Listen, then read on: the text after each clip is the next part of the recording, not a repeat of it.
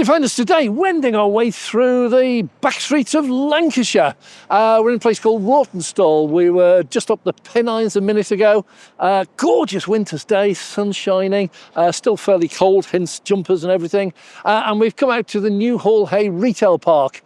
This is an Osprey installation, and they've got 8 of their high power chargers here. These are the Kempower units. They're gorgeous units, you have to say. Very, very neat. Obviously there's bits of workings behind the woodwork over there, but these pillars, these dispensers as we call them, really neat, beautiful colouring. The orange, it's traditional for Kempower. We do spot things, that's why we come out and have a look. And it's really interesting. And the one thing we've spotted here is when we look at the power, these are CHAdeMO. So all you have CHAdeMO leafs, obviously. This is a great location for you because every dispenser has 2 plugs. One is CCS2, one's a CHAdeMO. So you can't complain of Nissan Leafs in Rawtenstall in Lancashire. There's 8 chargers here, there's 8 CHAdeMO chargers, 50 kilowatts. I think that's all you ever get, but that's what you've got. On the other side, we've just discovered an anomaly. And that is, these are the 150 kilowatt chargers. And these, oops, let's get rid of that. These are the 150 kilowatt chargers, but these are capable of providing up to 1,000 volts. If you have a 400 volt architecture car, like 95% of all EVs, Teslas in particular, all are 400 volt architecture, these will dispense 150 kilowatts. And that's a nice, steady power. My car, for example, the Tesla Model S, mine's an older one. Mine's topped out at 150. The brand new Tesla Model 3s and Model Ys, the base models, they top out at about 175. So these are great. These are just about the right power. If you plug in an 800 volt car, these are capable of providing that power to them. And what you normally find, if you double it, they will double the power. So these, this one's advertised as showing 300 kilowatts if you have an 800 volt car. This will be Hyundai, it'll be a Kia, Porsche Taycan, Lotus Electra, that sort of car. So these are great for absolutely anyone. The anomaly is, we're just going to walk over here into the shade, I'm afraid, but we're just going to show that this is a really unusual one, because this is exactly the same location, same supply, but in this case it's showing 250 kilowatts. Why the difference? It seems really strange to me. And when we check the one next to it, that also is 250. When we check the other one, that's 300. So on this location, we've actually got 8 charger dispensers. 4 of them are 250 kilowatts, 4 of them are 300 kilowatts if you've got an 800 volt architecture car. For all the 400 volt architecture cars, which is everybody else other than Kia, Hyundai and Porsche, it's 150 all round. So really strange, and I'm not entirely sure what's going on.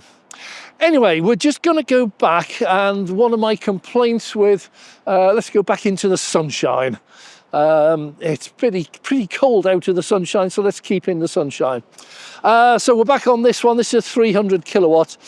Really nice. They've got the charger plugs quite low down. They've got the contactless really low down. So this is ideal for anyone who is less able with mobility. There's no stretching or anything. You can get right up to the contactless terminal, right up to the charger plug as well. So from a disability point of view, these are absolutely brilliant. I've regularly commented on Osprey, and they are very, very heavy, the cables and the plugs. Now this one, obviously, as they all do, they have these fabulous spring arrangements, and they take an awful lot of the weight. But what you have to realise, it doesn't take any of this weight. It takes that, but not this. So when you pull these out, That is heavy. That is really heavy because I'm pulling all of that. These will be water-cooled cables. Plug itself, they've got a lot neater, so the plugs are getting better. They used to be really big and bulky things. These very much better, CCS2. But the cables are incredibly heavy, very thick and very unwieldy. If you plug that into your car, that is going to put quite a strain on the socket that's built into your car. So it's still a problem, and it is one that I've commented on because it's very strange, but Tesla will put out a 250 kilowatt cable, which is more than the 400 volts here. And their cables are really short, really flexible, really thin. They don't have any supports at all. None of the Tesla superchargers, the dispensers, have any supports. So it just makes you wonder, why are these like that? Interesting to note, the CHAdeMO, it's only 50 kilowatts. That's a nice flexible cable. It's about the size of the Tesla ones. So this is something that we've been looking into, and in a lot of the cases, any throttling on the site is not done through the dispenser or for the cabinets, it's done through the cables. So the cables will also be rated. Now, when we went to Gretna Green to look at the V3 and V4 chargers up there, all their cables are rated at 1,000 volts. So the cables on all Tesla superchargers are quite capable of 1,000 volts, so they'll happily do 800 volt architecture cars. No Tesla car will do that because they're all 400 volts, but the cables are up to 1,000 volts. And they're really thin and flexible. So Tesla have got a 1,000 volt cable, which is lightweight and flexible. And here they've got a 800 volt cable, which is really bulky and heavy. Why? Surely if you're making a charger, you want to make it as easy to use as you possibly can, because it's not always big, hefty, strong guys who will be operating these. There's a lot more smaller people and a lot more young ladies operating these as well. So they ought to be made as simple as possible. These go some way towards making it lighter, because without that these would just be impossible.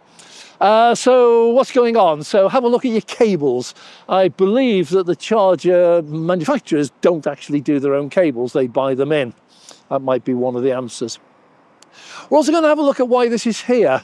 And in some ways this is a really good location. It's a retail park. We've got M&S, TK Maxx, Pets at Home, Iceland, Costa, Domino's, Home Bargains, Aldi. So this is a nice little retail park. And if you've got an EV with 150 kilowatts, 400 volt architecture, these will charge up a car in less than an hour, whatever the battery size, whatever state of charge you have at the moment. Probably no more than an hour. A lot of cars nowadays, they can do 150, 200 mile in just 15 or 20 minutes. So these are good locations. Unfortunately, going against Osprey is the fact that these are 79 pence. And they're not really being used here. People should, if they can't charge at home, be using these sorts of chargers at supermarkets, at retail parks, at restaurants, and they should be using these just once a week to come and top up the car. But at this price, it's not an attractive option. If these were 40 or 50 pence, similar to let's say Ionity with a membership, or Fastned with a membership, or Tesla supercharger without a membership, these would be full.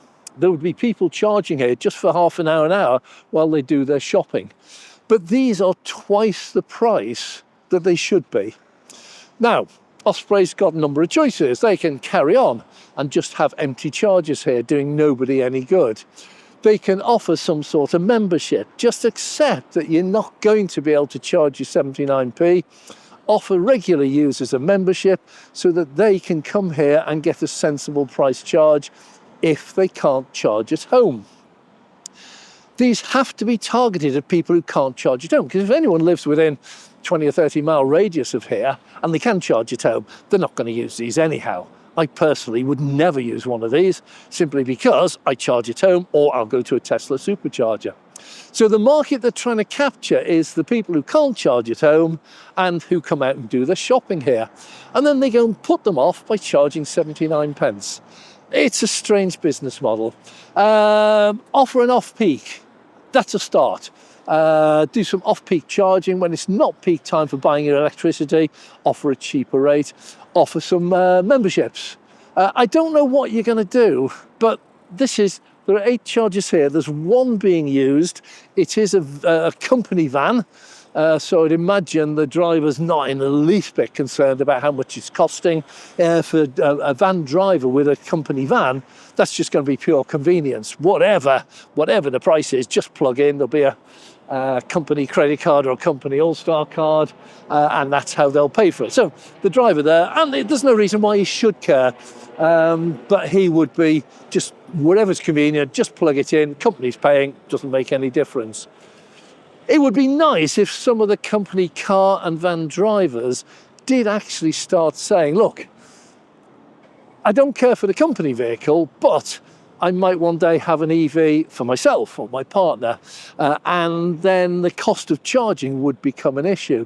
So if company car and van drivers start boycotting the really expensive, the 79 pence, the 85 pence chargers, and look for, just a little bit out the way, look for the cheaper ones, the Ionities, the Fastneds, the EV on the move, the Tesla open to all superchargers. It would send a message to these people, like Osprey, that you can't get away with charging 79p these days. Anyway, so we've been here a little while. There's one van pulled in, that's it. No cars are using it. I don't anticipate these being very busy. I do check these on the app and on the internet, and whenever I check these, it's usually 7 out of 8 available. Someone, probably a company car or company van, is actually using them, but they're not being used for what they're intended to be used for. Anyway, that's my little rant against people, Osprey, GridServe, who are charging too much, Instavolt in particular, for the market. The market's moved on. It's a lot less. So thank you very much for watching. If you have enjoyed this, please click the like button. Every like does help the channel, and especially please subscribe. Subscriptions make such a powerful difference. It tells YouTube that there are some people who would like to see more of our videos, and so it forces YouTube to put our video out to more people so we can spread the word and hopefully get a bit of a movement going and get these prices coming down. It's starting, but it's an amazingly slow price war. So that's all for now. I'm Dave.